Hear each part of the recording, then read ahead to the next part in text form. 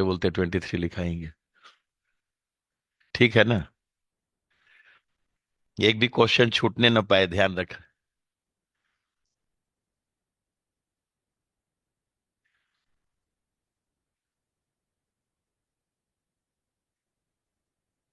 Question 1। ठीक है, question paper है available. Let y c from R to zero to infinity, है ना सबों के पास?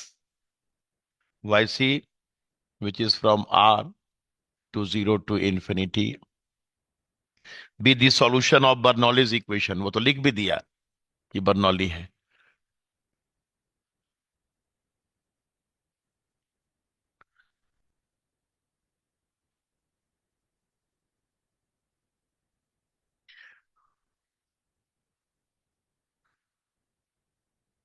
D y by d x minus y plus y cube equals to zero, y zero equals to c greater than zero, then for every C greater than zero which of the following is true. ठीक है ना? Options directly लिख दें।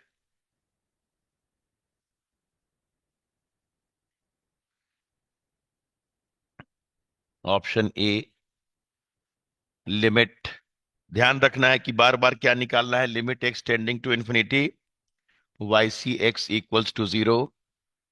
Next, this is equals to 1.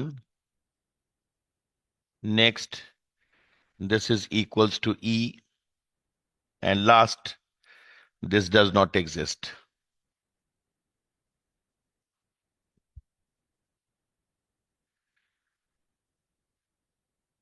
Question complete. Bernoulli का solution के लिए तो आप जानते हैं कि इधर जो y का पावर है उससे उसके निगेटिव से दोनों साइड मल्टीप्लाई करते हैं ताकि उधर y से मुक्ति मिलकर प्योर x का फंक्शन हो जाए। What is the assumption that is also clear?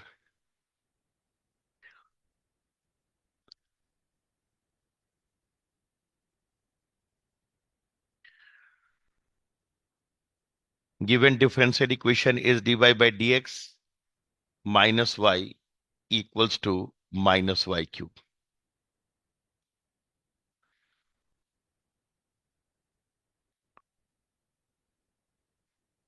Multiplying both side by, logic तो एकदम साफ है।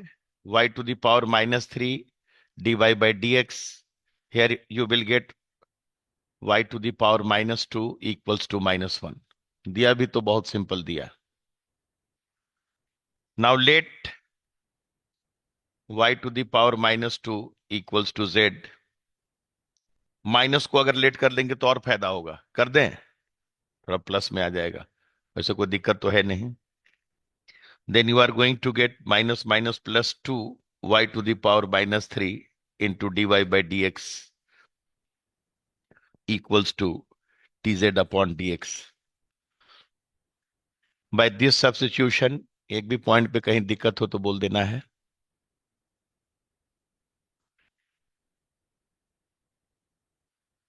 इसकी वैल्यू हो गई 1/2 dz by dx and this quantity becomes plus z equals to -1।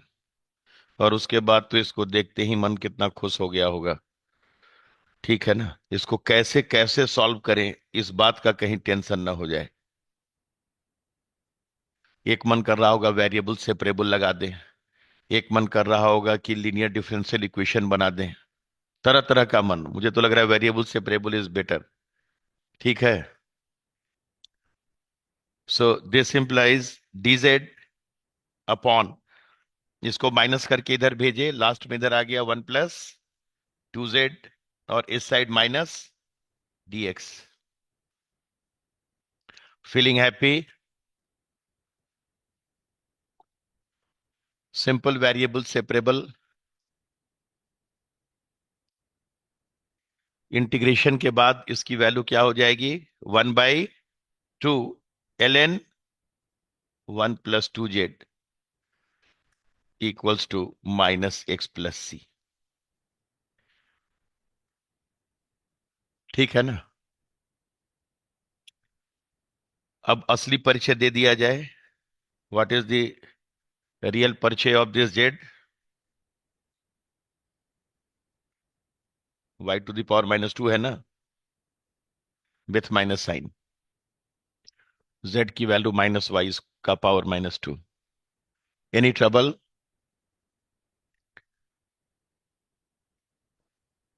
कुछ इनिशियल कंडीशन भी दिया हुआ है। y0 बराबर सी। सी है ना केवल। और आपसे पूछ क्या रहा है, जरा उस बात का भी ख्याल रखना है हमेशा।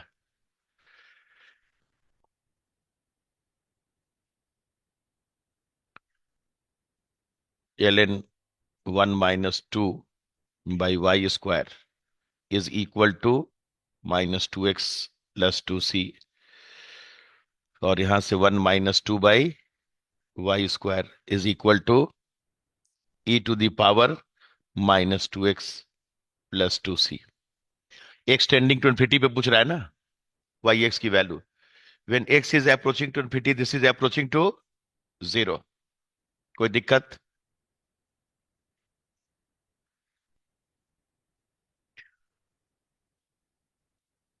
दो वगैरह कुछ एक्स्ट्रा नहीं लिए हैं? सब ठीक है ना? This quantity will be 0। और इधर की क्वांटिटी क्या हो जाएगी? 1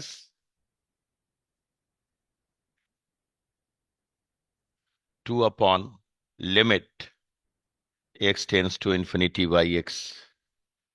ठीक है ना? उसका होल स्क्वायर, जो भी इसकी वैल्यू आती है, दैट इज 0। तो इसकी वैल्यू कितनी हो गई? 1। ये आ गया इधर तो। ठीक निकाले है ना? फुल सपोर्ट है। इसको इधर कर दिए, उसको उधर कर दिए, तो limit y tends to infinity y x, ठीक है, बराबर 1/√2। निगेटिव वाली वैल्यू क्यों नहीं लिखे? दो का कुछ झटका लगा है क्या? ऑप्शन में है √2 की नहीं? ऑप्शन में तो 1 है, ई है, 0 है। यानी एक आध दो का देखिए। आप लोग भी ख्याल नहीं रखे, कहीं दो मिस हुआ है क्या?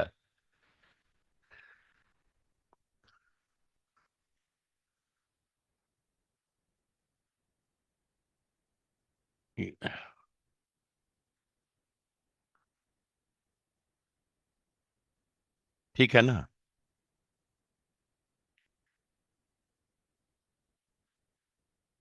y⁻³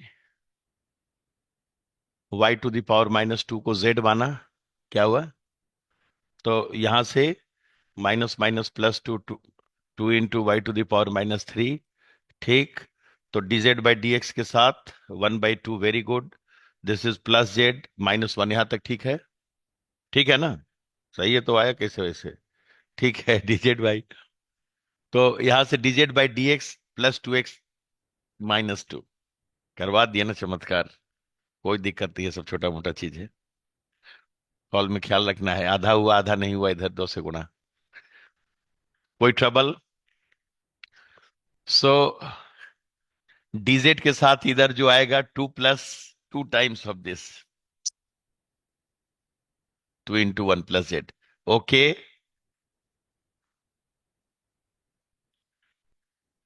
तो इधर जो है, कोई बात नहीं, डिजिटल वाले का फायदा उठा ले रहे हैं। 2 टाइम्स ऑफ ln z, और उधर -2x + c। ठीक। अब ठीक है ना?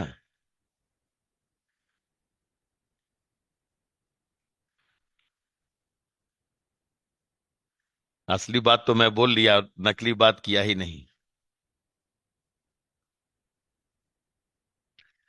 और इधर वाली वैल्यू क्या हो गई? 1 - 1/this।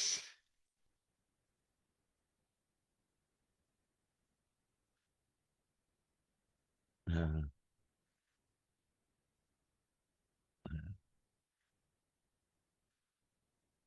ज्यादा अंडू हो गया क्या? अरे,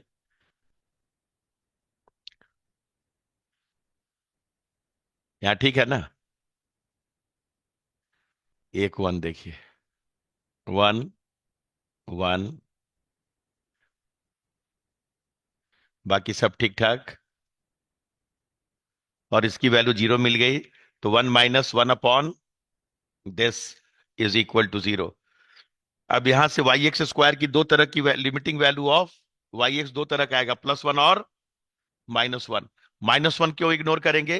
क्योंकि वो रेंज दिया हुआ है वाई का 0 to ∞। ठीक है ना?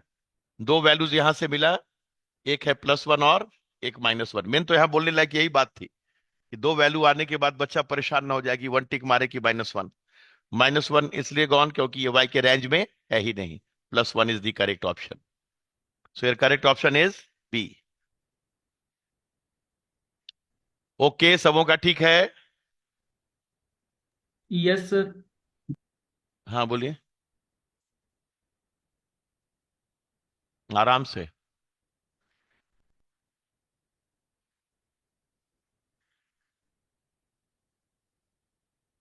ऑटोनोमस तक पहुंच गए? Very good. Hmm.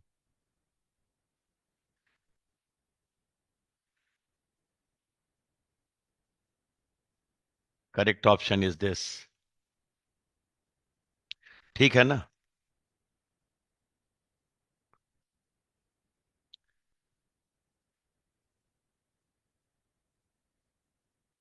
Come to the next question number 3।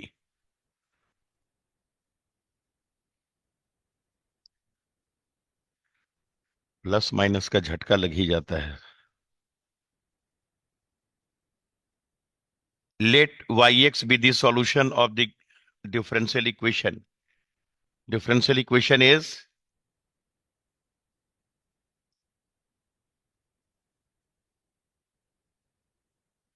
dy by dx equals to 1 plus y sec x.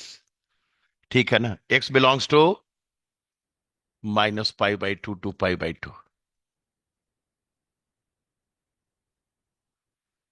ठीक है? That satisfies y0 equals to 0। Then the value of y π/6 equals. Options भी दिया हुआ है, जो भी ऑप्शंस है options तो हम लोग देख लेंगे। ठीक है ना? इसको देखकर क्या हिट किया मन में? Very very simple linear differential equation. चट से इंटीग्रेटिंग फैक्टर भी निकल जाएगा। तो बिना ऑप्शन लिखे हुए solution start.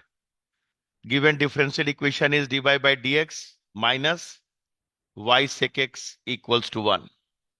what is integrating factor? e to the power integral minus sec x dx। कोई डाउट? और माइनस sec x का जो है इंटीग्रेशन कितना? ln sec x plus tan x। कोई डाउट? ये सब तो अभी जुबान पे है ना? Yes sir. तो ln के अंदर जाएगा तो पावर -1 आ जाएगा। पावर -1 आ जाने का मतलब है कि this is 1 upon sec x plus tan x। इसमें भी कोई doubt? sec x minus tan x से ऊपर नीचे गुणा करने के बाद sec x minus tan x।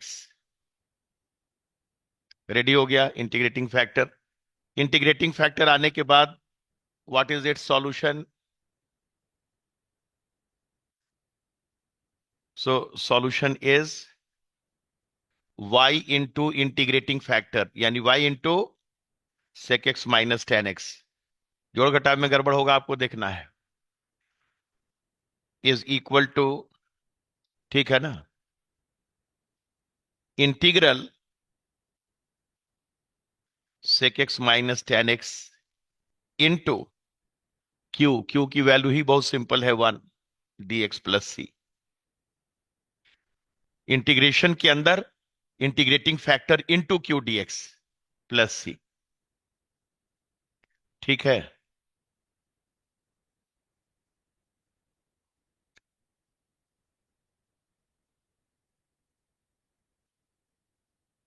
अब इंटीग्रेशन कितना आसान है उधर का। sec x का इंटीग्रेशन बोलिए, अभी अभी किए हैं। ln sec x plus tan x, ln sec x plus tan x। और tan x का ऊपर कॉस और नीचे इतना तो हो गया, माइनस लगा हुआ है इसलिए ln cos x लिख दें प्लस सी। कुछ इनिशियल कंडीशन दिया हुआ था ना,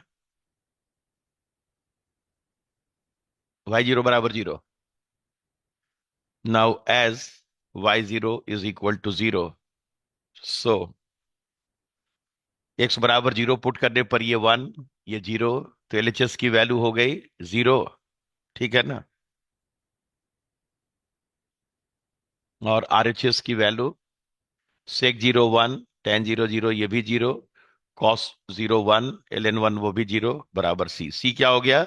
0। Solution ready. अब पूछता रहे जहां पूछना है।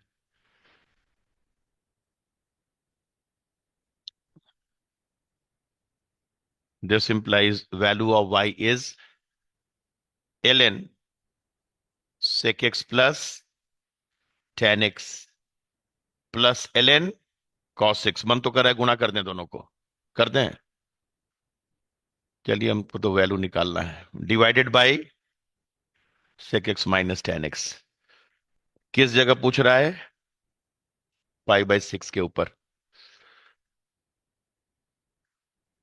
सो y at pi by 6 is equal to, ऊपर ln sec पाई बाय 6 cos पाई बाय 6 यानी cos 30 डिग्री होता है √3/2, तो ये हो गया 2/√3। tan 1/√3 30 डिग्री, और इसकी वैल्यू ln √3/2। गुणा करने के लिए एकदम बेचैनी हो रहा है। डिवाइडेड बाय 2/√3 माइनस 1/√3, तो यहां से 1/√3 है, वो ऊपर की ओर जाएगा।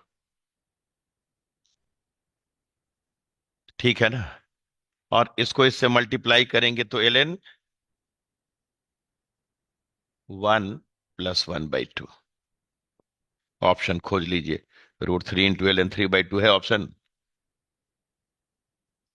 ठीक है ना। कौन सा ऑप्शन है? ln 3 फर्स्ट ही ऑप्शन है, so option A is correct. क्या है? वाह, यही। किन्हीं को कोई दिक्कत हुआ इसमें? No sir. अगला क्वेश्चन क्या है इसमें डिफरेंशियल में? Number 4।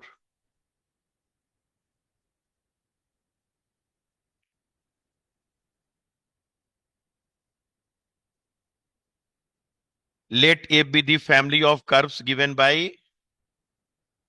Family of curves is x square plus 2h x y plus y square equals to 1, where h lies between 1 and -1.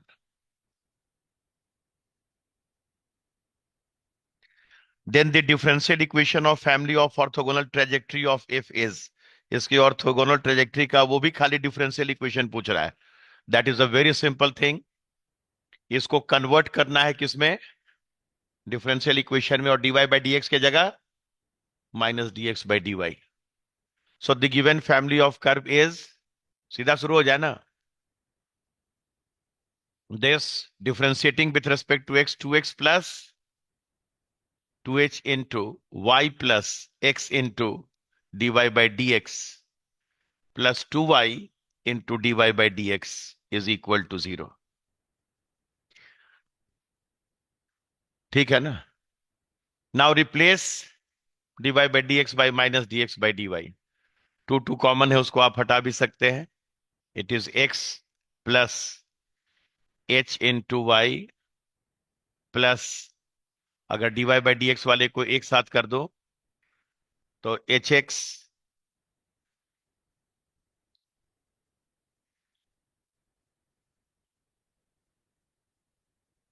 differential equation of its orthogonal trajectory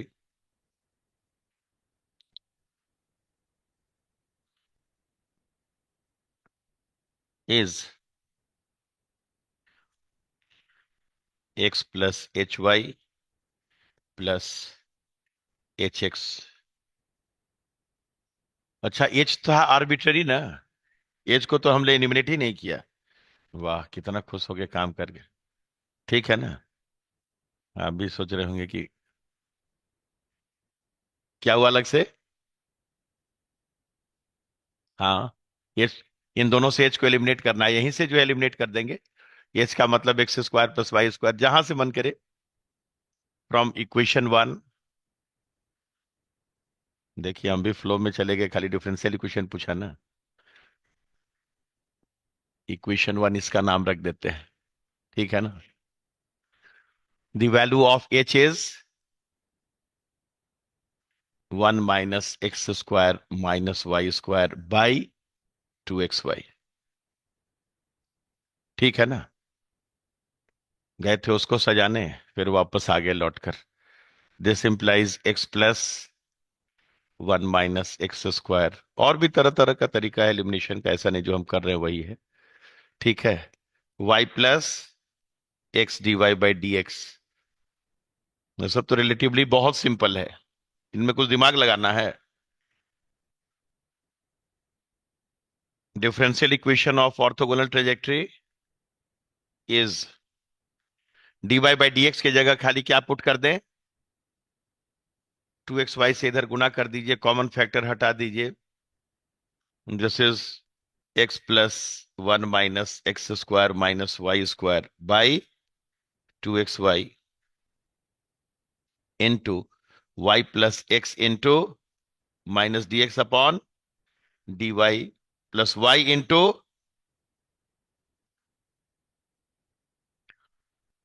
ठीक है ना। नीचे 2xy तो देगा नहीं, तो 2xy से मल्टीप्लाई कर देना है। ठीक है ना। जो कॉमन फैक्टर रहेगा उसको हटा भी देना है। तो अब तो केवल सजाना बाकी रह गया ना। आंसर तक पहुंच गए। अच्छा, ऑप्शन में भी उसे ही किया हुआ, x² y - y³ plus y dy/dx, इस टाइप से। मतलब तीसरे डिग्री तक को वेटेज दिया है। अगर आप बहुत सजाने कहेंगे तो हम भी तैयार हैं, सजा दें। This is 2 x² y plus 1 - x² - y² into y plus x into.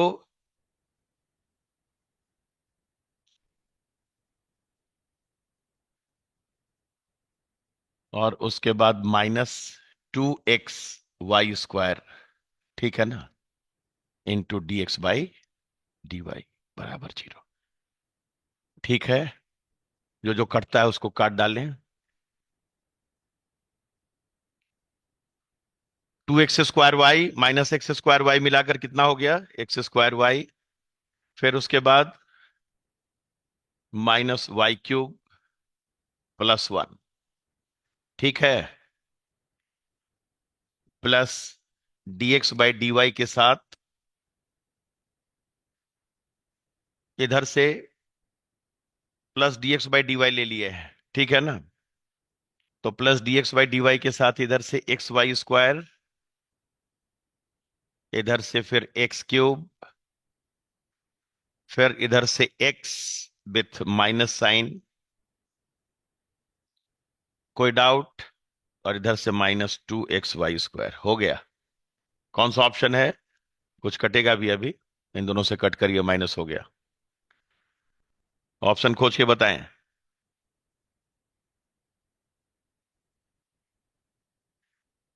क्या हो गया। y का टर्म कहाँ नहीं है।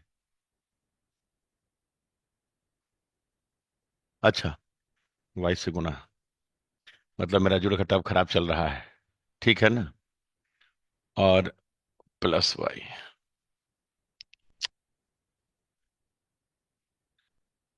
x³ -x, इस तरह का है ऑप्शन।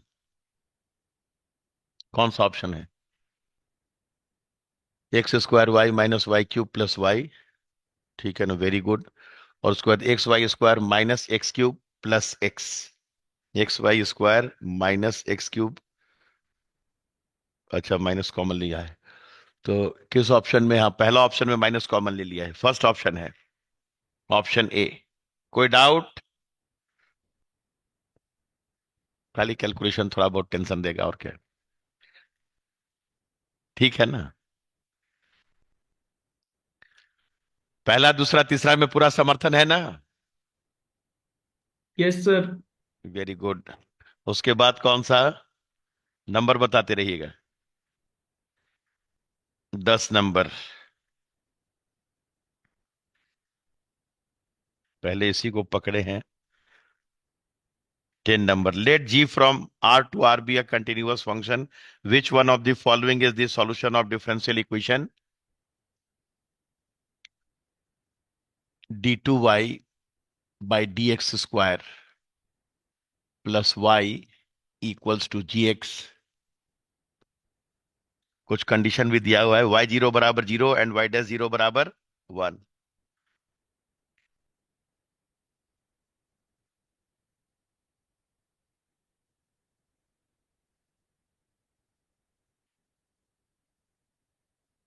ठीक है ना।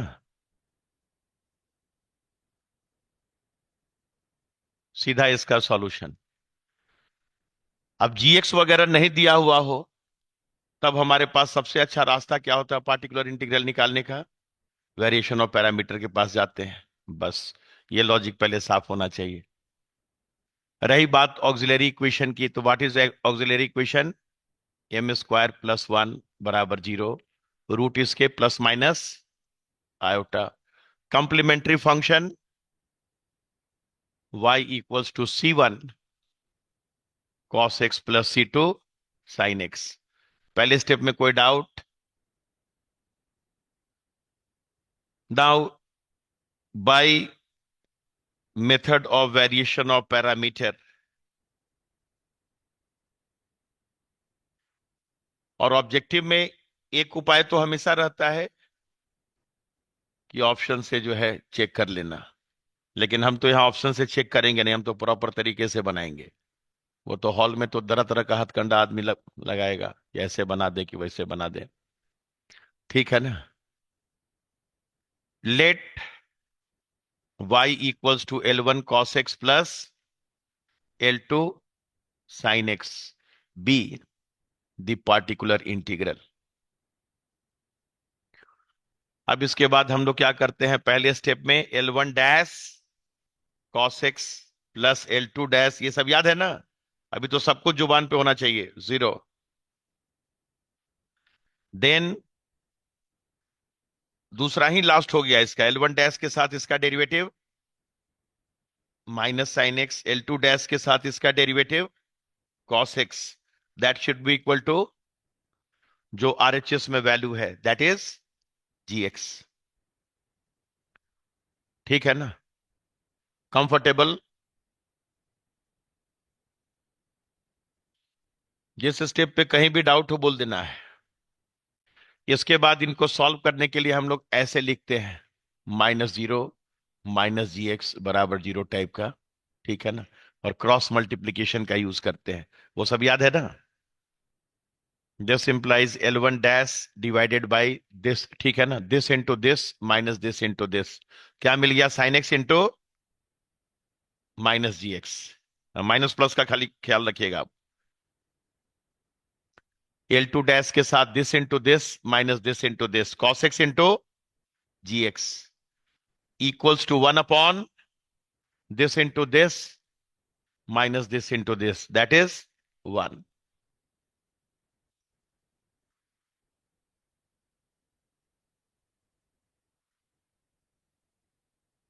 यहां से L1 डैश की value minus sine x gx और L2 डैश की वैल्यू cos x gx। कोई दिक्कत। अब L1 और L2 खूब आराम से निकाल लेंगे हम लोग। What is L1। बिना इंटीग्रेशन कांस्टेंट का integral minus sine x gx। ठीक है ना। And what is L2। Integral cos x into gx। ठीक है ना। सो पार्टिकुलर इंटीग्रल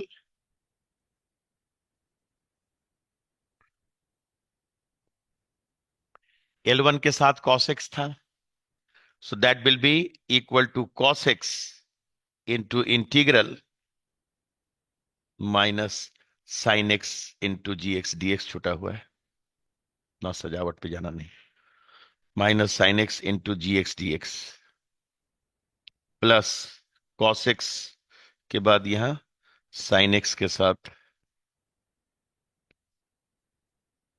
कॉन्सेप्चुअल चीज बिल्कुल एकदम मुट्ठी में रखना है, ठीक है। Particular integral ready.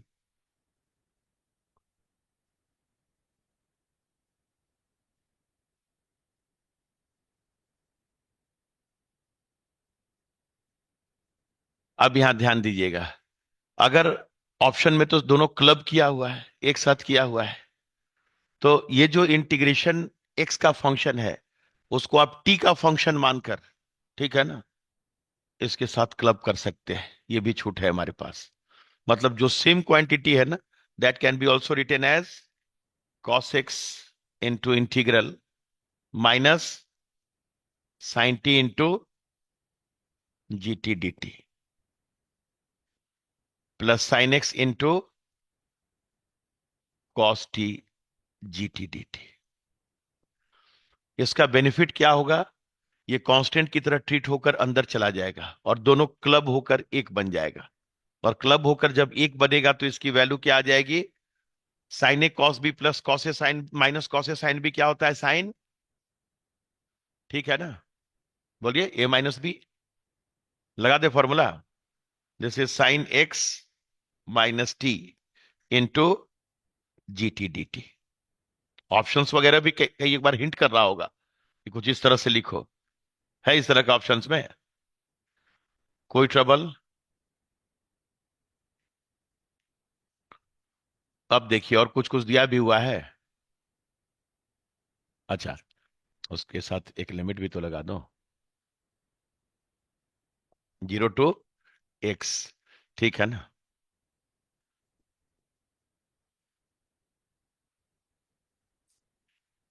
कोई ट्रबल।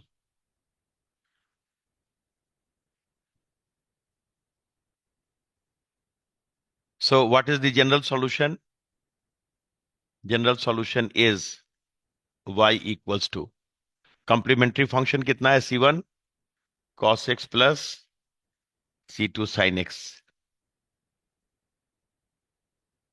ठीक है ना। ये 0 to x का लॉजिक समझ में आया। लिबनिज रूल जब लगाएंगे ना, तो 0 to x तक जो इसकी वैल्यू है वो cos x into g x d x आ जाएगा, cos x into g x आ जाएगा। तो मेरा डेरिवेटिव वापस अगर वही आ रहा है तो मैं उसका इंटीग्रेशन हूं, ठीक है ना। बस मेन चीज तो यहां बोलने लायक यही था, और तो कुछ बोलने लायक है ही नहीं। 0 to x sign x minus T d T. इस बात को फॉलो अप किए, क्योंकि पूरे जगह बस एक ही लॉजिकल चीज था, why we are writing this as this and can be write it like this, ये भी सवाल है, ठीक है ना। तो इसका भी डेरिवेटिव इतना और इसका भी डेरिवेटिव उतना ही आएगा। By Leibniz rule of derivative of integral, its derivative will be cos x into gx and its derivative will be also cos x into gx, so we can write it like that। Option hint दे रहा है फिर भी एक बार ये बोलना जरूरी है। तो हमें तो यही सब दो चार लॉजिक बोलना है ना, कैलकुलेशन भले मेरा गड़बड़ हो जाए लेकिन लॉजिकल बात बोलना है कि वाई बी हैव रिटन, कहीं उसी में हाथ कांप रहा हो तो वो क्लियर हो जाए, ठीक है ना। ऑप्शन हिंट भी दे रहा है कि टी मानो मानो, तो ये किससे पॉसिबल हुआ, by Leibniz rule of derivative of integral. तो मुझे बोलना भी है तो यही सब बात बोलना है,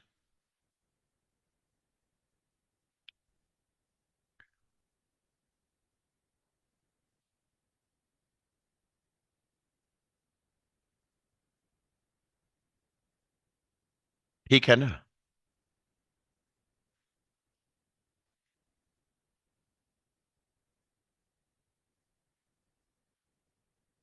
कंडीशन दें, क्या क्या है आप बोलते जाइए। y 0 बराबर 0, y0 बराबर 0 से इधर 0, इधर C1, इधर C2 इंटू 0 खत्म, 0 to 0 इंटीग्रेशन 0। तो यहां से C1 की वैल्यू 0। Any doubt? तो y डैश एक्स उसके लिए पहले निकालें।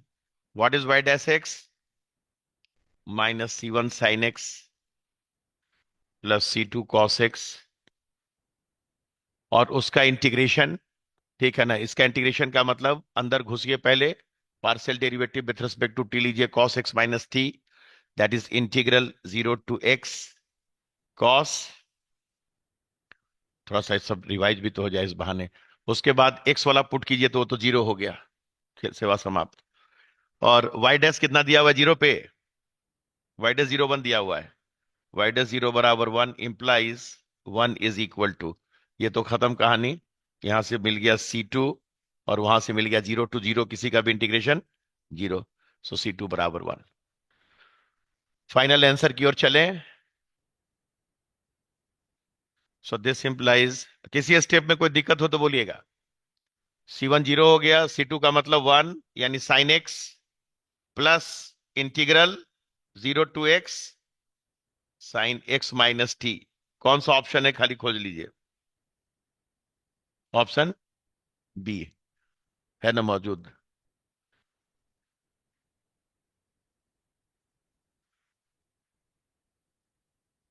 प्रॉपर वर्किंग रूल हमारे पास होना चाहिए, ठीक है ना। तो लॉजिकल वर्ड बस वही एक बोलना था यहां, और वो ऑप्शन आपको फोर्स करेगा।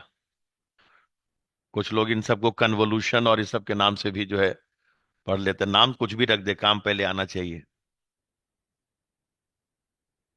Is it okay? 10 नंबर के बाद कौन सा? कितना नंबर? 28? 18? बीच में और कोई नहीं? 18।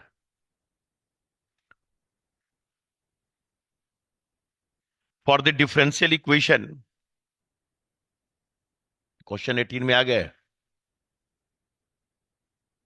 कलर बदल दो जरा।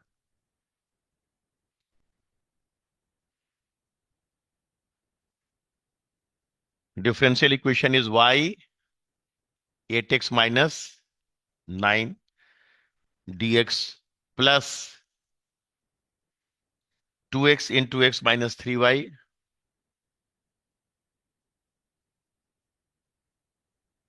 dy equals to 0। ठीक है ना। Which of the following statement is true? क्या क्या पूछ रहा है जरा वो पढ़ना भी जरूरी है, ठीक है ना। The differential equation is not exact and has x square as an integrating factor. ठीक है ना। बताइए, एग्जैक्ट वगैरह पे उतर गया, एग्जैक्ट एंड होमोजीनियस, ये वो, ये इंटीग्रेटिंग फैक्टर होगा, मतलब एग्जैक्ट नॉन एग्जैक्ट और होमोजीनियस में बात हो रही है, ठीक है ना। कोई ट्रबल? तो स्टार्ट हो जाए। होमोजीनियस तो नहीं है क्योंकि यहां देख लीजिए सेम डिग्री के टर्म्स नहीं है। ये 9 आ गया और यहाँ पे 8x आ गया, ये डिग्री 2 का, और उसके बाद 9 × y डिग्री 1 सर का। हाँ बोलिए। वो 9y है क्वेश्चन में। अच्छा 9y है। हाँ, तब तो होमोजीनियस हो गया। हम तो डबल समझा लिए। खाली 9 रहता तो होमोजीनियस नहीं होता, 9y हो गया तो होमोजीनियस, ठीक है ना। चलिए, सॉल्यूशन, इट इज होमोजीनियस लिखते चलें in x and y. Differential equation. Next, what is capital M? Capital M is 8xy minus 9y²। Capital N is 2x² minus 6xy। Patience रखेंगे क्योंकि जोड़ घटाव साथ नहीं दे रहा है, कुछ कुछ हो जाता है। पहले ही में झटका लग गया, दो छूट गया। This implies what is del m by del y? 8x minus 18y and del n by del x, that is 4x minus 6y। दोनों बराबर नहीं है, ठीक है ना।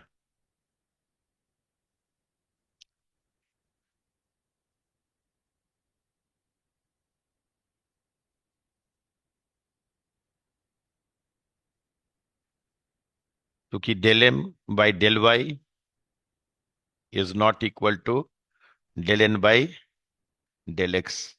So differential equation is not exact.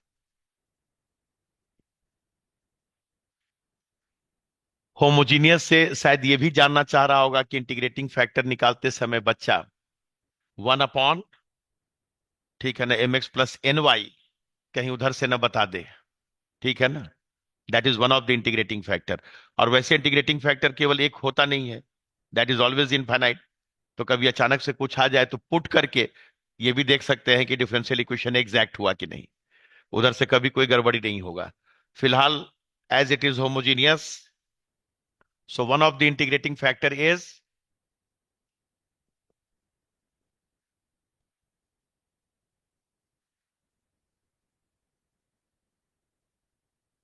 so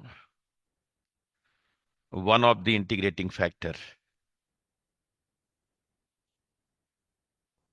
1 upon mx plus ny, and that is equal to 1 upon, ठीक है ना, 8xy minus 9y square into x plus 2x square minus 6xy into y. ठीक है, कुछ कट रहा है. 9x square Y cut ही नहीं रहा है. और वहां इंटीग्रेटिंग फैक्टर में क्या दे रखा है, एक्स स्क्वायर वगैरह. मारिए सीधा चेकिंग. एक तरीका थोड़े है. म्यू एक्स वाई वाला फैक्टर का तो आदत है ही बना हुआ. एक्स स्क्वायर इंटीग्रेटिंग फैक्टर अगर होगा तो, और उसके अलावा कुछ पूछ भी दे रहा है, then what will be m1.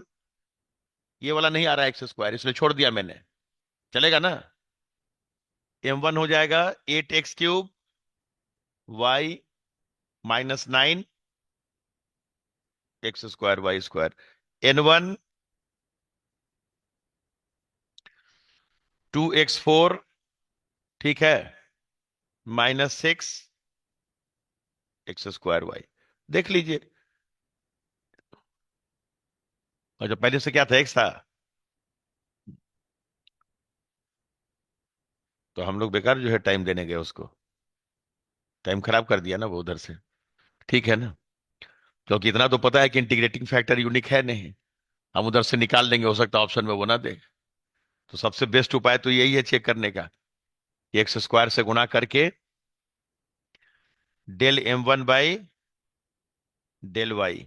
What is this, 8x³, ठीक है ना, माइनस 18x² y.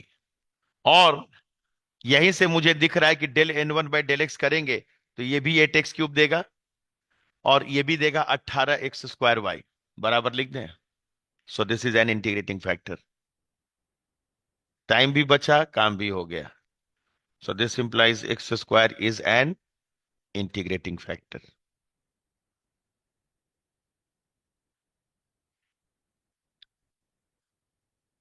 ठीक.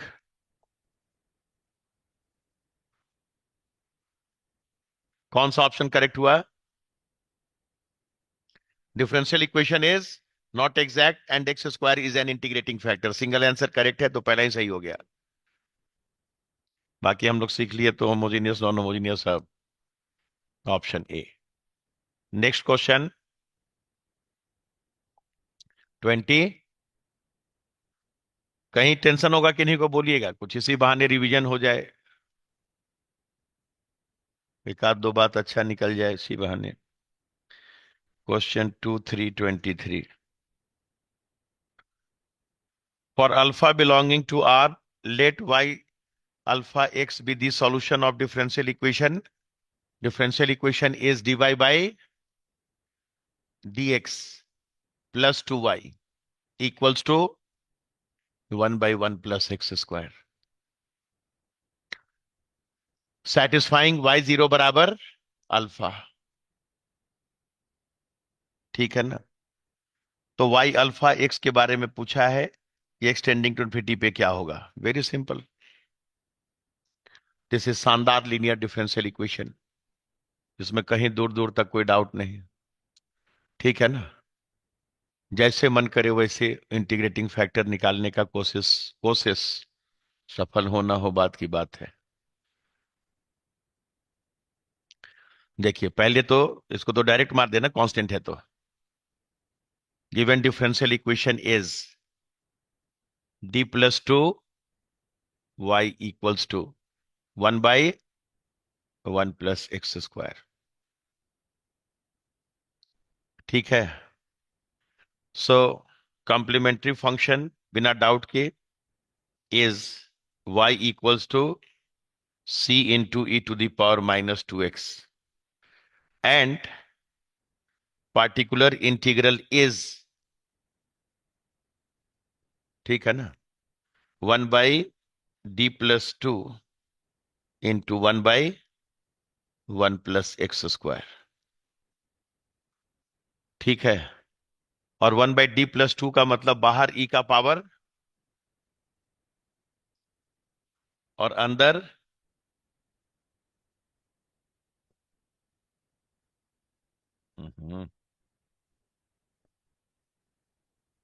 e का पावर,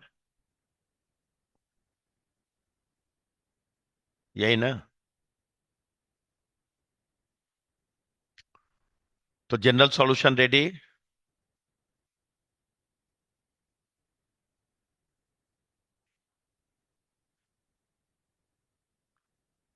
सर ये स्टेप कैसे किया आपने? वो जो बेसिक रूल था 1/d+2 वाला फॉर्मूला याद है ना। यहाँ माइनस में जितना आया है d-(-2), ठीक है ना। तो बाहर जो है e का पावर m1x और अंदर में -m1x, जो सबसे जनरल फॉर्मूला स्टार्टिंग का था। ठीक है sir, yes sir, yes sir. याद आ गया ना। और नहीं तो तुरंत इसको हम v मान लेंगे और d+2 v बराबर दिस करके भी जो है सॉल्व कर देंगे। ठीक। यस सर, और बिना यस सर। इंटीग्रेशन कांस्टेंट के। सो जनरल सॉल्यूशन इज y∝x, ये नाम लिखने के लिए कहा है, is c into e⁻⁻²x plus e⁻⁻²x into integral e⁻²x/1 + x² dx। और y0 कितना दिया है, अल्फा। y@0 बराबर अल्फा। तो x बराबर 0 पे इसकी वैल्यू क्या हो जाएगी, c। ठीक है ना, लिख रहे हैं। तो this implies alpha equals to c।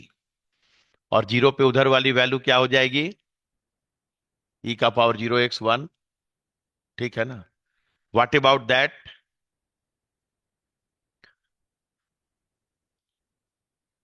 हाँ इसका इंटीग्रेशन नहीं तो इसकी वैल्यू कितनी हो गई, 1 वन हो गई। अपॉन प्लस एक्स तो square. This is equal to this और प्लस इंटीग्रल e⁻²x, ऐसे ही लिख देते हैं 1 + x² dx एट x बराबर 0। क्या बुराई है।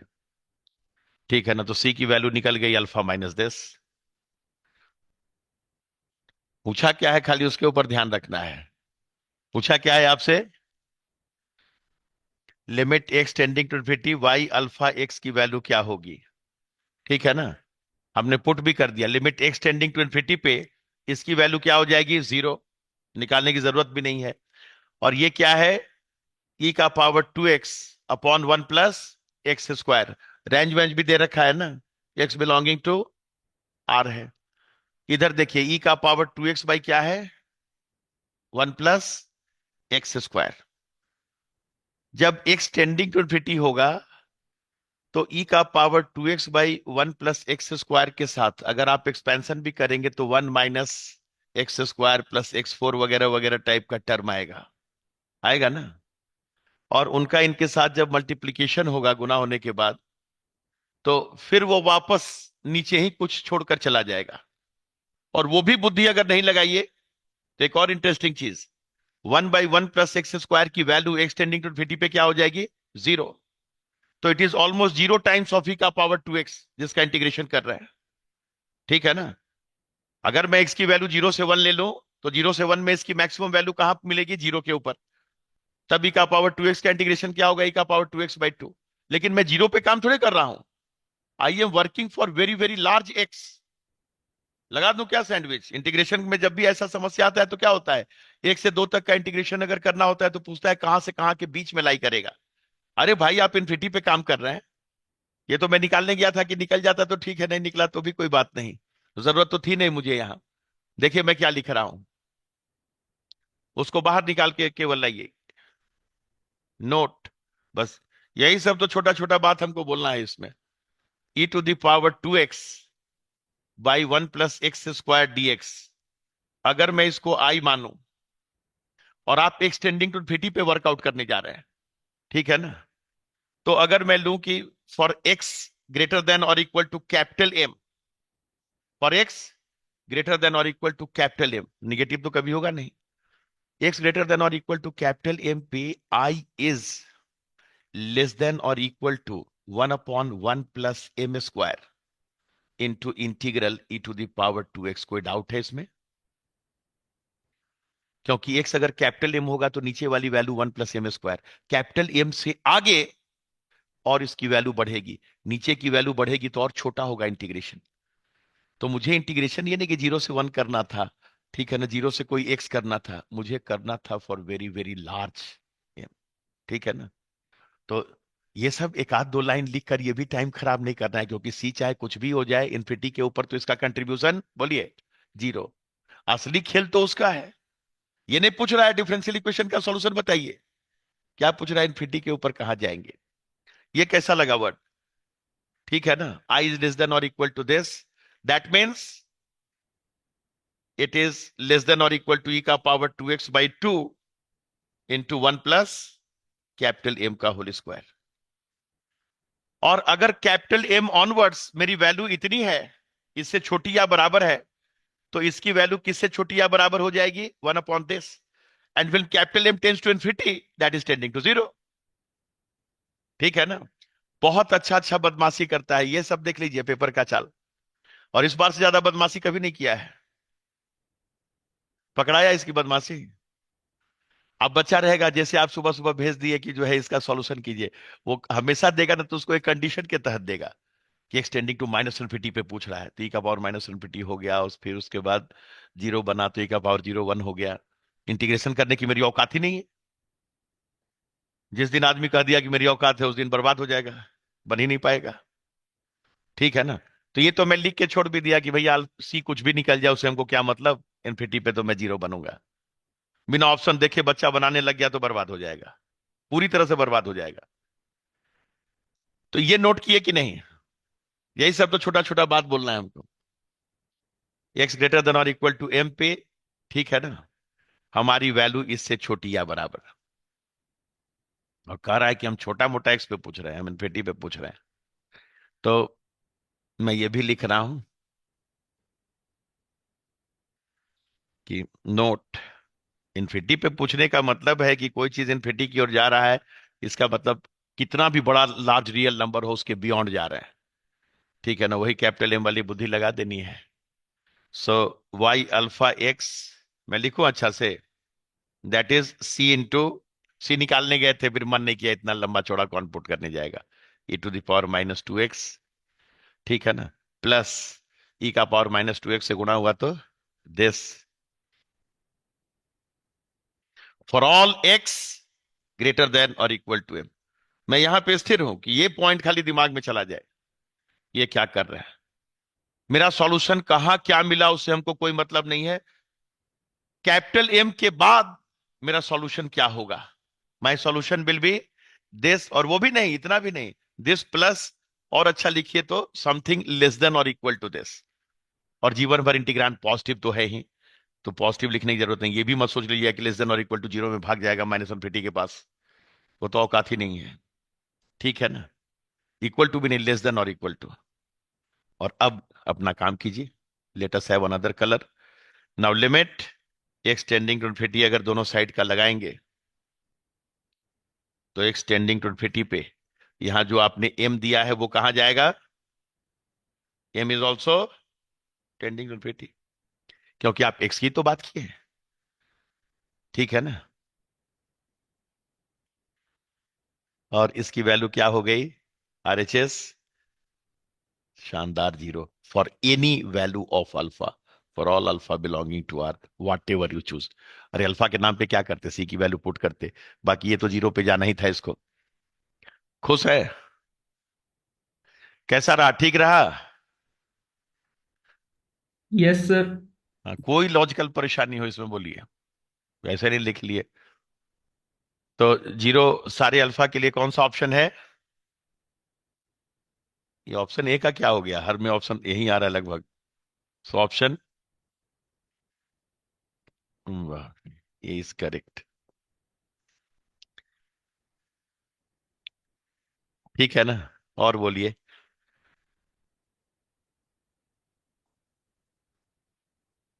26, question 26।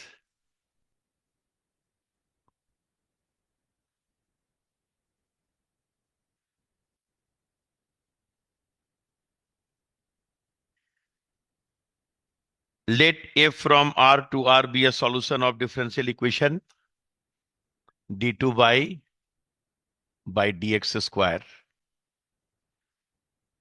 minus 2 dy by dx plus y equals to 2 into e to the power x for x belonging to R. Consider the following statements. If दो statement है, if fx is greater than 0, ठीक है ना, for all x belonging to R, then f dash x is also greater than 0। बेकार इतना English लिखे, सीधा this implies f dash x is greater than 0। q f dash x is for all x belonging to R, then this implies fx is greater than 0। ठीक है ना? तो इनमें से कौन सा होल्ड करता है, मतलब कौन सा सही है पी और क्यू में और कौन सा गलत है, यही बोलना है। तो ठीक, इतना घटिया तो डिफरेंशियल इक्वेशन दिया हुआ है।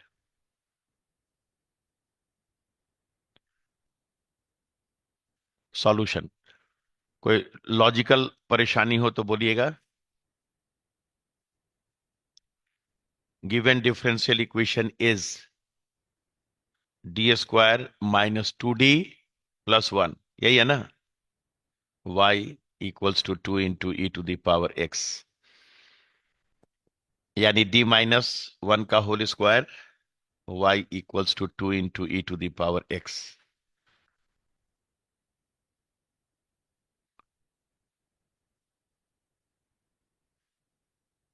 So complementary function is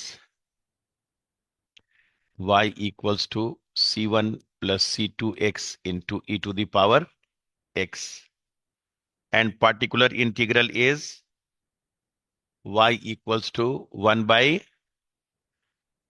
D square minus 2d। हाँ वही कर देते हैं, पुट करने में भी आसान रहेगा।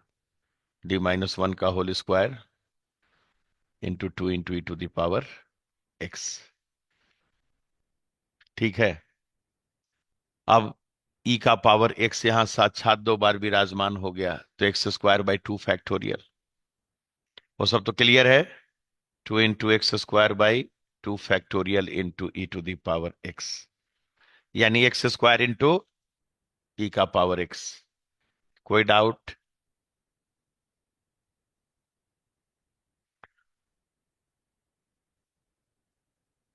Hence general solution is y as a function of x बराबर c1 plus c2x e to the power x, बल्कि इसको भी अंदर ही ले चलते हैं, तुम भी आ जाओ, plus x square into e to the power x। ठीक है ना? What is y dash x? अच्छा, इसी के सॉल्यूशन का नाम fx माना है ना, मतलब y को ही माना है। ऐसे भी हम लोग जानते हैं y fx ही होता है। सो what is y dash x? तो अंदर वाले का डेरिवेटिव लेंगे तो c2 प्लस 2x, ठीक है ना, और फिर इसको छोड़ेंगे तो c1 plus c2x plus x square into e का पावर x। ठीक है ना? कोई ट्रबल? अब क्या क्या दिया हुआ है?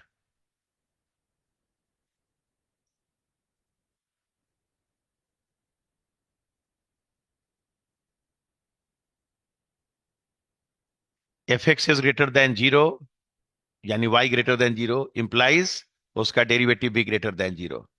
और अगला है f dash x greater than zero implies f x is greater than zero. Very simple, ठीक है ना?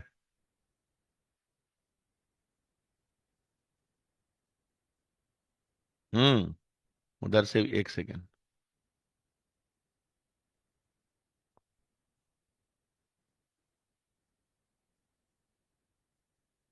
और इंटरेस्टिंग बात देखिएगा, ये ग्रेटर देन जीरो, पहले तो इसकी बात करते हैं कि this is greater than zero.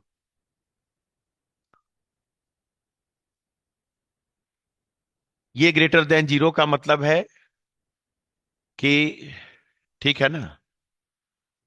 कौन डिस्क्रिमिनेंट? ये ग्रेटर देन जीरो का मतलब this quantity should be always greater than zero, ठीक है ना? और ये क्वांटिटी क्या बन गया? Quadratic in x. So y dash x greater than zero implies, अंदर जो भी पकड़ाया है, एक्स स्क्वायर प्लस एक्स के साथ क्या है? सी टू प्लस टू एक्स, ठीक है ना? Plus C one plus C two, that should be greater than zero, ठीक है ना?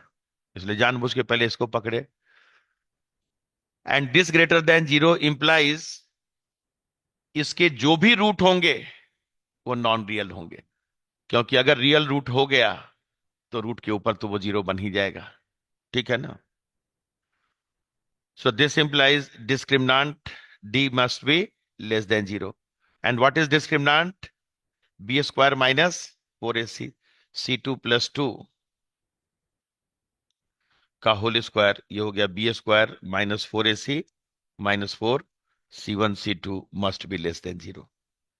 सर वो C1 + C2 है ना? आई, खाली इतना ही कैसे लिखा गया? मेरा प्लस छूट गया, अभी तो नया काम हो जाता। Very good, thank you. Four times of C one plus C two, that should be less than zero, ठीक है ना? बाकी लॉजिकल चीज एकदम साफ सुथरा है, कटने के बाद भी ठीक ठाक दे रहा है। सी two square plus four times cut भी गया लग रहा है ना? This implies c two square plus four c two, four c two cut गया, बच गया प्लस फोर और माइनस फोर सी वन, ठीक ही है ना? कैलकुलेशन देखते रहिएगा। अब इसके बाद वाई एक्स से पूछिए क्या हाल चाल है। बोला मेरा तो बहुत सिंपल है साहब, हमारा ग्रेटर देन जीरो होने के लिए इसका डिस्क्रिमिनेंट का मतलब सी स्क्वायर माइनस फोर सी वन निगेटिव है कि नहीं, ठीक है ना? सो ऊपर करें,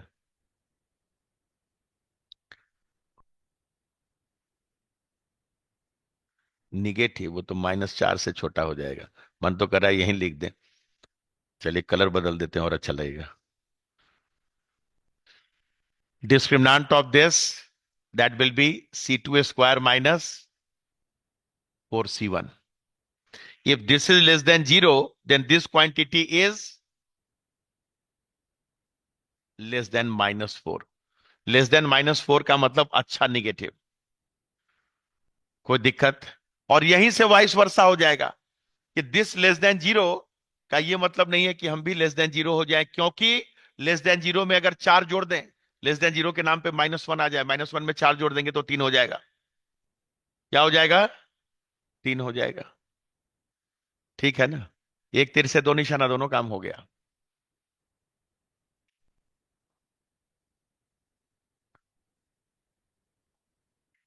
तो लिखें, सो y dash x is greater than 0 implies yx is greater than 0, but yx is greater than 0 do not imply that y dash x is greater than 0। चूंकि सी टू स्क्वायर था ना, c two square minus 4c1 is less than 0 do not imply that c2 square minus 4c1 plus 4 is also less than 0। कहीं मैं -1 हो गया तो वो 3 तक हो जाएगा, जो कि लेस देन 0 नहीं होने देगा। और क्या बोले सब छोटा मोटा। कौन सा ऑप्शन करेक्ट हुआ?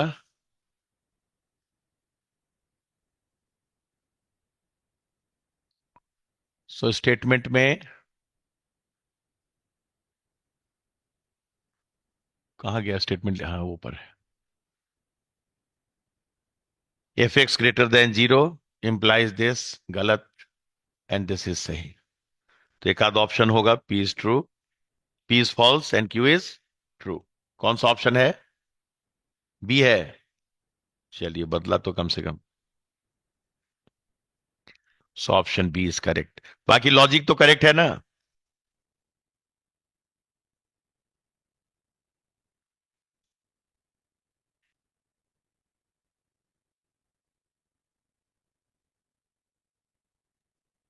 सर एक चीज पूछनी थी। हाँ बोलिए ना। सर जैसे हायर ऑर्डर डिफरेंशियल इक्वेशन है और उसके राइट हैंड साइड में जैसे जीरो होता है तो पर्टिकुलर इंटीग्रल जीरो हो जाता है। बट अगर कांस्टेंट है जैसे वन है टू है तो उसको उसका जो पर्टिकुलर इंटीग्रल है वो हम कैसे लिखते हैं? वन लिखेंगे सिर्फ कि वन अपॉन डी स्क्वायर ऐसे करके? हाँ ऐसे करके, जैसे 1/FD है ना, और साथ में यस यहाँ सर। कोई भी कांस्टेंट जैसे 5 है, तो दिस यस 5 सर। का मतलब हो गया 5 इंटू ई का power 0x, so that will become 1/F0 of 5। ठीक है ना? ओके यस ई सर। ई का पावर 0x की तरह हो गया। तो हाँ, जो भी FD आपका है उसमें डी के जगह 0 पुट कर दें, हो ठीक है गया सर। Particular integral. अगले में है। कितना नंबर बोले question? 42।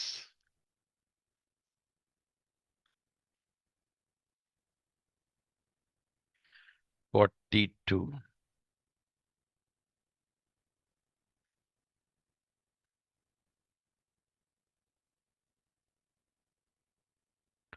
Let y from R to R be differential equation. Solution of differential equation. Differential equation is d square plus 2d plus 5। Shortcut ही लिखते हैं, y इक्वल्स टू 1। ठीक है ना? y 0 0, y dash 0 1।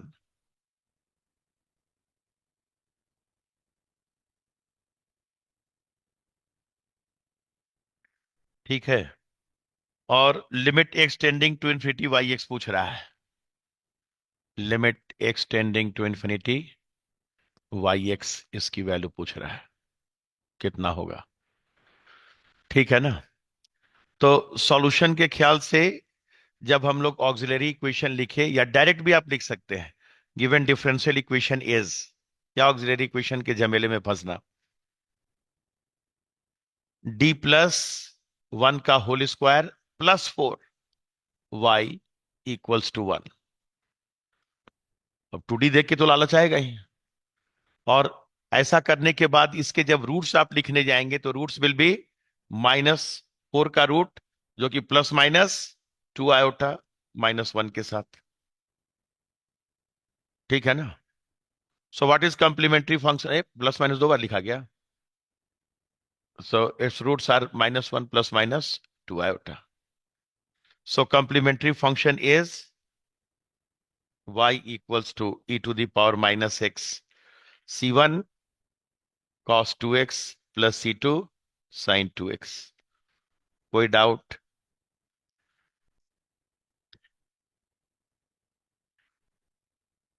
मेरे तो मन में एक और अच्छा भाव आ रहा था कि भाई लिमिट एक्सटेंडिंग टू इन्फिनिटी पे जब बात पूछ रहा है, तो एक्सटेंडिंग टू इन्फिनिटी पे ये तो 0 की ओर जाएगा, और ये लाख ऑसिलेट करे -1 और 1 के बीच में, निकाल कर टाइम क्यों खराब करे? लिखने का मन भी नहीं कर रहा था, तो सॉल्यूशन के चलते लिख दिया मैंने। नाउ पार्टिकुलर इंटीग्रल इज, ठीक है? तो थोड़ा सा होश में रहिएगा, इसलिए मैं जानबूझ के इसको लिखा कि वो अगर दिमाग में रहेगा ना, और जैसे ये निगेटिव आ गया और उधर आयोटा में आ गया इन्फिनिटी के ऊपर, तो ये ऑसिलेट करेगा -1 से 1 तक, और ऑसिलेशन को जो है 0 से मल्टीप्लाई कर देंगे तो 0। तो वो टाइम हमें बचा लेना है। ठीक है? और टाइम बच जाए तो अच्छी बात है ना। पार्टिकुलर इंटीग्रल क्या हो गया, 1/y equals to 1/d² plus 2d plus 5 था ना, 5 इंटू उधर 1 है, और 1 का मतलब 1 × e⁻0x, और उसमें जो है बुद्धि लगा दिए तो e⁻0x ही केवल बच गया, कांस्टेंट तो ऐसे भी बाहर चला जाएगा, दैट इज 1/5। ठीक है ना, जैसे 1/5 आया, ये चीज समय बचाना है हॉल में, e⁻माइनस के साथ साइन कॉस क्या लिखने से। अब वो लिख निकालने मत चल जाइएगा कि y0 बराबर दिस और y' दिस बराबर दिस, वो निकालने का मतलब है कि अपना टाइम खराब करना। ठीक है ना, वो C1 C2 कुछ भी है, what is my general solution, मतलब ये तो 2 सेकंड का सवाल हो जाएगा अगर दिमाग लगा दिए तो। जनरल सॉल्यूशन इज, वो लिख कर भी टाइम खराब कर रहे हैं, y बराबर e⁻−x into C1 cos 2x plus C2 sin 2x plus 1/5। और अब तो बगावत कर दिए कि C1 C2 नहीं निकालूंगा। ठीक है ना, क्योंकि आपने पूछा है मुझसे limit x tending to infinity पे। C1 C2 कुछ भी रहेगा, मेरा कुछ बिगाड़ लेगा क्या? ये वाली वैल्यू होनी है 0, और वहां से वैल्यू क्या आनी है, 1/5, that is 0.2, answer finished. Don't waste your time. वो तो प्रलोभन देगा ही कि y0 इतना दिए हैं, y'0 इतना दिए हैं, थोड़ा सा बच्चा वही C1 C2 निकालने में लगा रहे, कभी जाल में नहीं फंसना है। अब अक्सर इनका क्वेश्चन यही रहता है, एक्सटेंडिंग टू इन्फिनिटी पे क्या हो गया, एक्सटेंडिंग टू 0 पे क्या हो गया।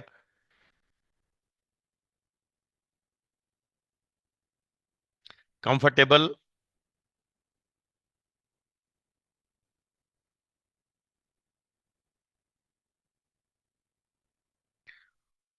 फोर्टी थ्री अगला है, 43 लगे हाथों। For alpha greater than 0, y alpha x is the solution of differential equation.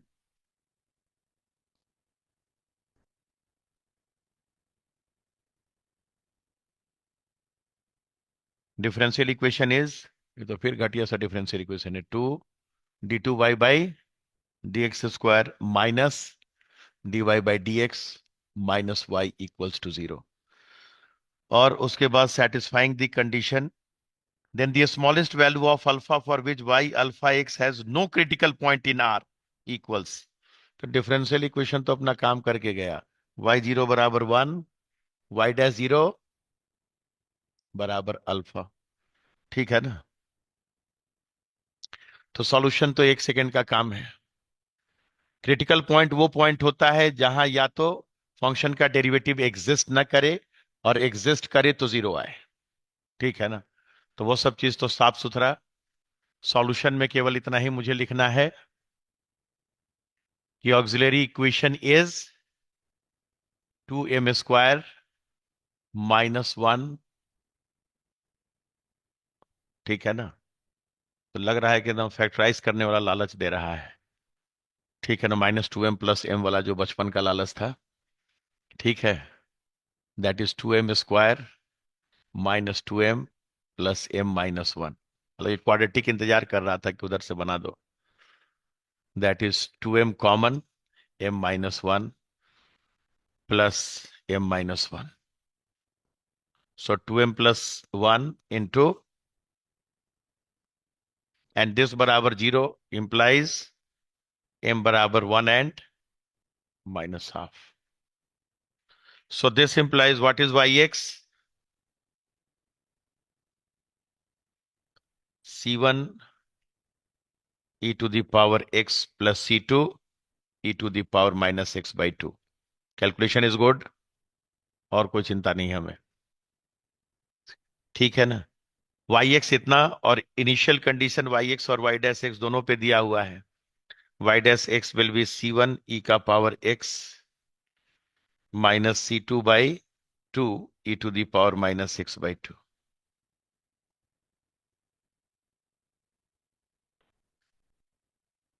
ठीक है ना, y0 कितना था, y0 1 implies c1 plus c2 बराबर 1, and y'0 alpha, this implies C1 minus C2/2 is equal to alpha. ठीक, ऐसा कोई point हो ही नहीं सकता जहां वाई एक्स का डेरिवेटिव एग्जिस्ट ना करे। तो क्रिटिकल पॉइंट केवल वही पॉइंट होगा जहां पे डेरिवेटिव जीरो हो जाए। ठीक है ना।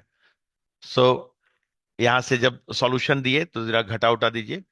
इसको घटाने के बाद by solving this to 3C2/2 बराबर 1 - अल्फा, यानी C2 इज इक्वल टू 2 × 1 - अल्फा/3।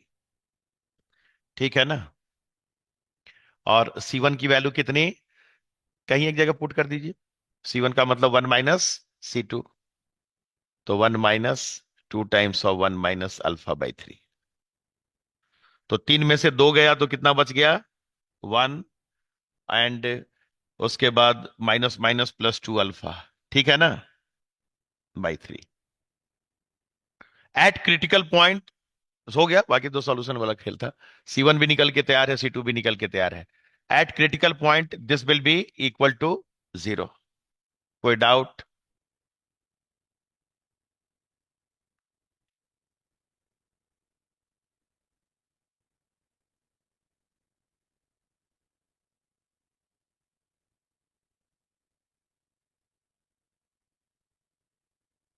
बस डिफरेंशियल इक्वेशन अपना काम कर दिया। Eight critical point y' (x) = 0 implies C1 e⁻x, ठीक है ना, -C2/2 e⁻⁻x/2 is equal to 0। अर्थात C1 e⁻x बराबर C2/2 e⁻⁻x/2। ठीक है ना। आराम से इसको भाग दे सकते हैं, e⁻x कभी 0 नहीं होता, तो e⁻3x/2 हो जाएगा। इधर आने के बाद e⁻3x/2 that is equal to C2/2 C1। छोटा छोटा नहीं हो रहा है ज्यादा। C2 क्या है,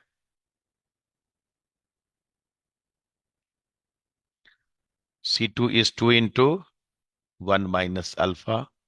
नीचे हो गया, उसके बाद नीचे की जरूरत ही नहीं है, फिर भी जबरदस्ती लिख दे रहे हैं 3। और इधर C2 का मतलब 2 × C1 का मतलब 1 + 2 अल्फा/3। ये तो टाइम पास के लिए लिखे। अब कहता है कि मुझे कोई क्रिटिकल पॉइंट नहीं चाहिए। इसका मतलब है कि दिस बराबर दिस कभी बने ही नहीं।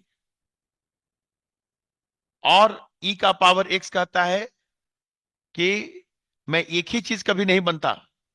ठीक है ना, 0, बाकी सारा पॉजिटिव वैल्यू बन जाऊंगा। ठीक है ना।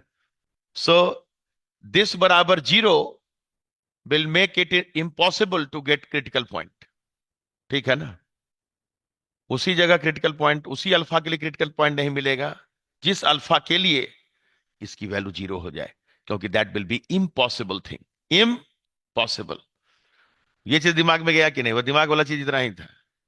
सो दिस बराबर 0 implies alpha is equal to 1।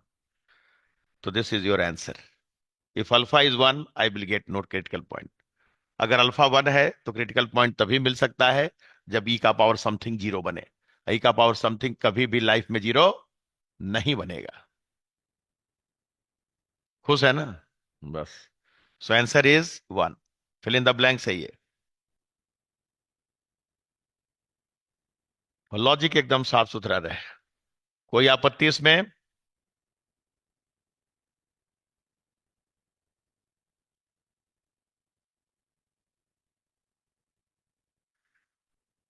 Forty three के बाद next number 51।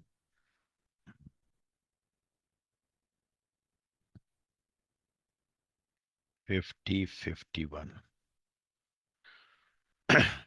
for alpha belonging to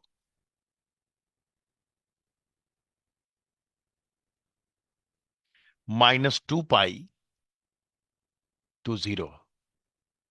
ठीक है ना। Consider the differential equation x² into d2y/dx² plus αx dy/dx plus y equals to 0 and x is greater than 0. Let D be the set of all alpha belonging to minus 2 pi to 0, for which all corresponding real solution to the above differential equation approach 0 as x tends to 0 plus. Then the number of elements in D intersection Z is. ठीक है ना? D की value क्या दी हुई है? -2 पाई से 0. और D intersection Z, Z का मतलब सेट ऑफ इंटीजर्स, इसमें कितनी वैल्यू है जिसके लिए limit x tending to 0 plus पे जो मेरा सॉल्यूशन है y वो कहां जाए? 0. पहले क्वेश्चन समझे कि नहीं अच्छा से, क्योंकि उसके बाद ही बात होगी. This is Cauchy Euler differential equation. तो पहले तो हम x का बराबर e का पावर z लेकर इसको कन्वर्ट करेंगे. क्वेश्चन में जो पूछ रहा है उसको समझना ज्यादा जरूरी है, नहीं तो ऐसा नहीं कि हैफेजार्ड वे में सॉल्व करना शुरू कर दिए खाली. Solution, the given differential equation is Cauchy-Euler differential equation.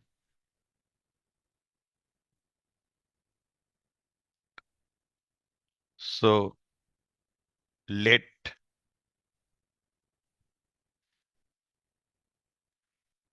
x बराबर, वो तो खैर ऐसे ही जुबान पे है, that means z is equal to ln x and take capital D बराबर d by dz. ठीक है ना? चलिए अच्छा, इसी बहाने हर वर्ड एक एक बार आ गया.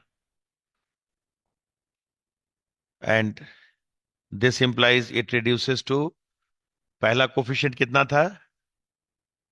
x² था खाली, उसके साथ कुछ है नहीं ना. अगले में अल्फा है माइनस साइन के साथ, प्लस प्लस अल्फा, अल्फा ही है ना, देख लेंगे और क्या, ऊपर ही तो है. अब प्लस 1 बराबर 0, विच इंप्लाइज, रियल बुद्धि इसमें लगते रहना चाहिए. d² अल्फा -1d प्लस 1 बराबर 0.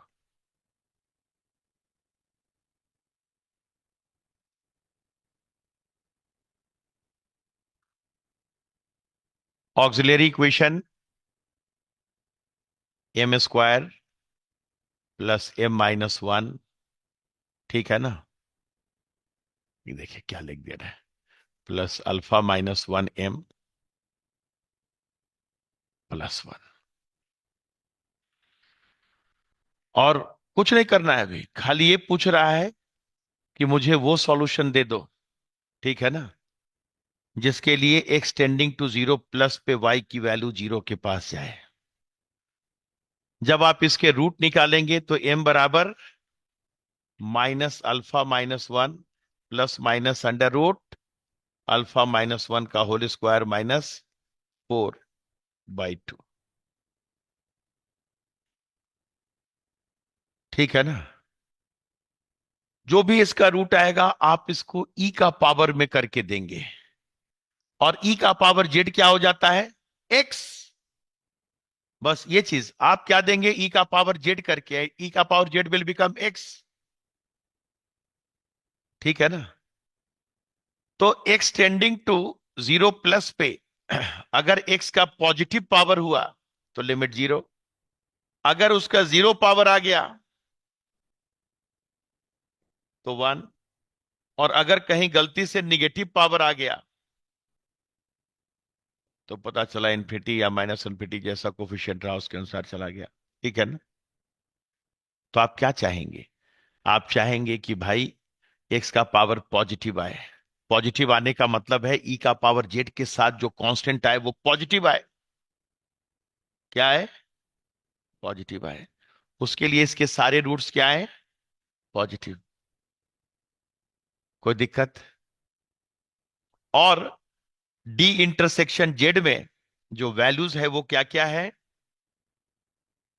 -2 पाई से लेके 0 तक जा रहा है ना. -2 पाई का मतलब माइनस का मैग्नीट्यूड है 6 से ज्यादा। इसमें -6, -5, -4, -3, -2, -1, ये 6 वैल्यूज पे चेक करना है। जीरो के पास ओपन है, ठीक है ना। इन 6 वैल्यू में से कौन कौन सा हिट है, किस किस के लिए सारे के सारे रूट पॉजिटिव मिलेंगे, ठीक है ना। तो एक चीज तो एकदम क्लियर रखिए कि अगर अल्फा निगेटिव है तो उसमें से और एक घटाएंगे, और एक घटाएंगे तो और ज्यादा मैग्नीट्यूड बढ़ेगा। और बाहर माइनस साइन लगा हुआ है तो बड़ा मैग्नीट्यूड विथ प्लस साइन है। और अंदर वाली जो क्वांटिटी है ना, वो अल्फा-1 का होल स्क्वायर में से 4 को घटा रहा है, ठीक है ना। एकदम गौर से देखिएगा, अल्फा-1 के होल स्क्वायर में से 4 को घटा रहा है और उसके बाद ये काम कर रहा है। तो बाकी रियल लॉजिक एकदम पकड़ में आ गया ना अच्छा से। जहां कहिए वहां करना शुरू कर दे, जिसके लिए कहिए उसके लिए। जैसे आप -6 उठाएंगे, अच्छा ये बेकार हटाइए, तो ऊपर भी कर सकते थे, बचा रहता ठीक ही रहता। ठीक है ना, अनडू कर दें, आ जाएगा, आ गया। ठीक है, क्योंकि ये चीज दिमाग में रहे। अब सोचिए -6 के ऊपर आप काम कर रहे हैं, कहाँ, -6 के ऊपर, ठीक है ना। तो बोलिए -6 के ऊपर क्या होगा, -6 के ऊपर इधर 7, और ये 7 का होल स्क्वायर -4, ठीक है ना। तो 7 का होल स्क्वायर -4, उसका रूट मैग्नीट्यूड में 7 से कम, तो 7 में से 7 से कम या ज्यादा, 7 से कम जोड़े या घटाएं, ठीक है ना, ज्यादा या कम बोले, जोड़े या घटाएं, पॉजिटिव रहेगा। मार दो टिक, कि हॉल में लिखने जाइएगा, ठीक है ना। -5 पहले टिक लगा, वो ठीक है।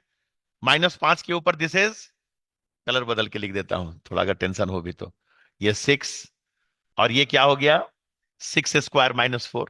तो ऐसे ही पता चल जाएगा, वही अल्फा तो उधर है, वही अल्फा इधर है, अल्फा-1, वो 6 तो इधर भी 6 स्क्वायर -4, मैग्नीट्यूड, ठीक है ना। सब बाजी मार रहा है, ठीक है ना, ये भी खुश।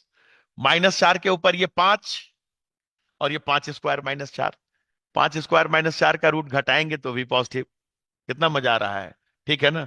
-3 के लिए 4 स्क्वायर-4, उधर 4, वेलकम।